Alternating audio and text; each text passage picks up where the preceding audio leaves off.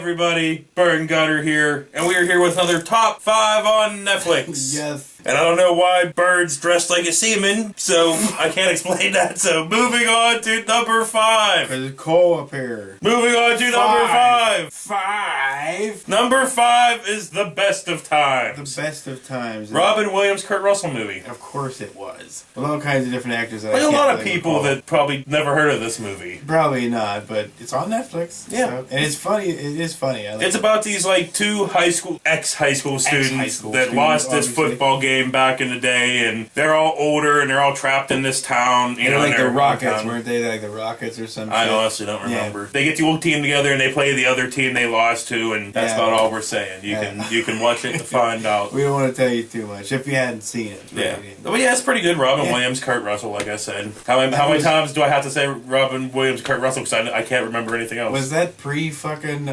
John Carpenter's Escape from New York? Or is it? I don't know. I don't know either. Viewer trivia? I guess. Comment below. Moving on to number 4. Ooh. Number 4 is Species. You know that 90s alien movie starring Michael Madsen. Alfred Molina, Yep. and massive tittied Natasha Henstridge. Big time, dude. I love her in that I fucking know. movie. And if in the hot tub scene, you were like, oh.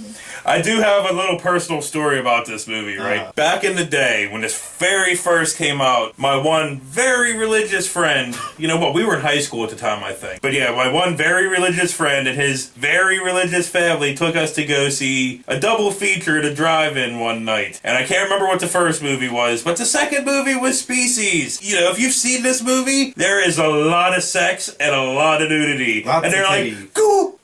And they're all freaking out the whole time, right? And then before the very end, like after the final sex scene, when we're all like, oh, there ain't gonna be no more, it's the fucking end. They made us leave, so we missed the end. Oh. And it was back in the days before, you know, movies on the internet. We had to wait for the home video to come out to see what the fuck happened at the end. Lots of waiting. Yeah. But anyway, yeah, it's basically about an alien chick. She's not even an alien, she was created by science or something. I thought she was like, I don't know if she was an experiment or not. I can't remember. I know she was in a lab. Yeah. You know? Either she was an alien or she was created by science. Neither one of us can remember. It doesn't matter. But Ben Kingsley was keeping her there all the time, yeah. And she needed to fuck dudes. A lot of dudes. A lot of dudes, and then kill them. Fucking.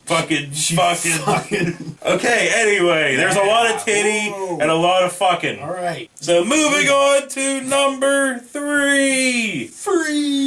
Number 3 is Howard Stern's Private Parts. Oh, not like a picture of his private parts, but the movie Private Parts. It's basically based on his autobiography about whatever those certain years in his life whenever he was first starting out on radio, and his wife and his family, and how much he loved his wife and his family, but you know, then they got divorced. Yeah, and they all got that divorced. shit. It's like But that wasn't in the movie though. But whatever, it's a really good fucking movie, and you know, for him playing himself, he actually did a really good job acting in this movie. Yeah, he did. They all did. Robin did a good job, and it was a good fucking movie. Fred. Pig Vomit. Yeah, fucking Giamatti. oh god, who's gonna be Rhino in the new suit? What fucking ever. Fucking Spider-Man. What fucking ever. Oh. We're talking about Private Parts. Howard Stern's Private Parts. But like I said, it's basically telling about his years at NBC and WNBC. It's a really funny movie, and I haven't watched it in a long time, and it's making me want to watch it just talking about it. Yeah. Go Howard Stern. Anything else you have to say? No. Alright, moving on to number 2. Number 2 is Biloxi Blues. Yeah. Another 80s movie of the night. Matthew Broderick. Christopher Walken. And it's these dudes that go through boot camp for World War II. Yeah, that was a good movie. Yeah. Lots of cool shit. But no war shit, though. They were just It was all boot all camp, the time, yeah. And Walken was a dick drill instructor and blah, blah, blah. And he kind of, well, I don't want to give it away. He wasn't a major dick. No, he wasn't Arlie Ermy of a dick. over the top dick, yeah. Like Arlie Ermy was vicious dick, man. Yeah, but it's a good movie. It was really the only Matthew Broderick movie besides fucking Parker Lewis. Oh my god, Ferris Bueller that I actually It has liked. nothing to do with Parker Lewis. Parker Lewis was a ripoff of Ferris Bueller. Whatever. But yeah, I actually liked Ferris Bueller and Biloxi Blues. Everything after that, fuck that. Even fuck War Games, fuck that. What about Project X? Do you have with the monkey? Yeah, with the monkey. Fuck that too. Wow. So anything else you have to say? Cool. Yeah, election was pretty cool. Give Matt some Anyway, do you have anything else to say about Biloxi Blues? Matthew Broderick was good in Glory too. Yeah, I guess. Yeah, I can't argue with that. But other than that, moving on to number one. Oh no! Number one is Gonzo, a documentary on Hunter S. Thompson. What else would it be about? You know, The Muppet with the long nose. Fuck him. Talking about Hunter. And of course, you know, it has like fucking Johnny Depp and all, you know. Of course. Everybody, Cusack, everybody that knew him basically. Yeah, and did stuff with him. It had Cusack in that, didn't it? Yeah. Yeah, did it have Crazy Gary Busey, didn't it? No, that was the other one. Oh, shit. I can't remember what that one was called, but it was the other one. When he was all nuts. But yeah, anyway, it's basically a documentary on Hunter S. Thompson. You know, the writer. Back in the day, kids, people used to write things. On paper. In things called books, right?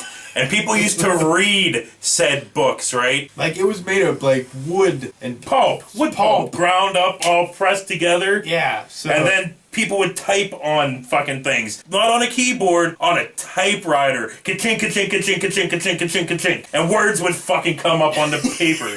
By these big... And then people would actually pay money to buy the book and then read it. And understand it. With your brain. Yeah. Use your eyeballs and go across the words. And then, yeah, it goes in here. And then dust doesn't automatically leak out of here.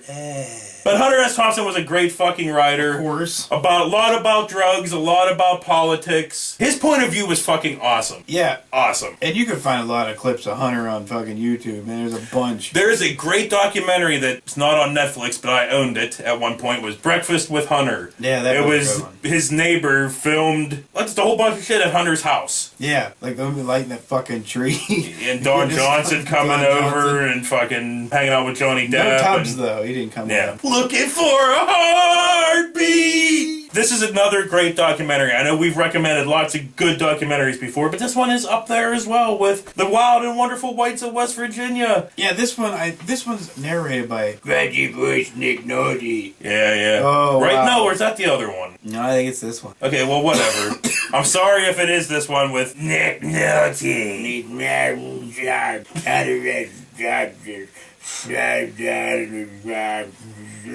You're like, whoa, Nick. Damn, dude. But yeah. Lay off the Pall Malls, bro. Anyway, that's what I have to say about Gonzo. So, want to just end this here? Yeah. Alright, so, for Bart and Gunner, we'll see you next week. Ahoy! I was trying to do something Shipman-like. Shipman? Yeah, Shipman. Little Shipman. What's up with the turtleneck there? You look like some kind of haggard sea captain. What the fuck are you fishing for? I don't know. I wanted to look more like... more nautical in your life? Yes, I did. I want to be like Gordon Fisherman guy. Moving it. Wasn't she like... Number one is Gonzo, a documentary about Hunter S. Thompson. Yep, about Hunter S. Thompson.